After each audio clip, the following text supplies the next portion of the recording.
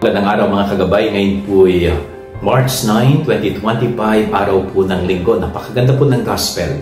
Ito po ay tungkol sa panunukso ng dyablo sa ating Panginoong Hesus. Maraming pagkakataon na tinukso ng dyablo ang Panginoon. Subalit hindi siya nanaig, hindi siya nanalo.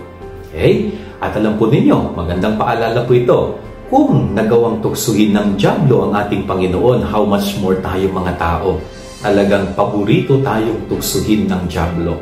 And remember, pag pinag-uusapan ang tukso ng dyablo, tandaan natin na ang kanyang panunukso ay napakaganda. Gumagamit po siya ng magagandang bagay, ng magagandang tao, ng mga kahali-halinang paraan para tuksuhin ang tao.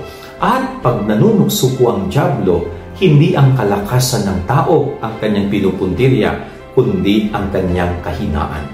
Kaya be careful dahil ang dyablo, lalo ngayong panahon ng Kwaresma, ay matindi ang panunuksong gagawin sa tao.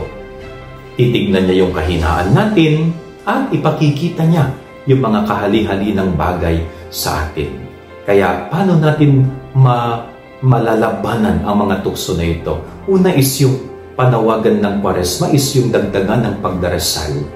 Pangalawa is yung fasting, yung pagbabawas ng luho, ng layaw at pagkagusto.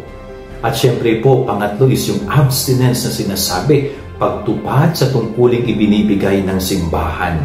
Kaya sana kung ngayong panahon ng Kwaresma, huwag sana tayong mabulid sa tukso, huwag tayong matisod sa tukso. Tumapit tayo kay Jesus, hingin natin ang kanyang tulong. Yan ang ating gabay-aral niya maghapon. God bless po sa inyo lahat. Pagpalain kayo ng Panginoon.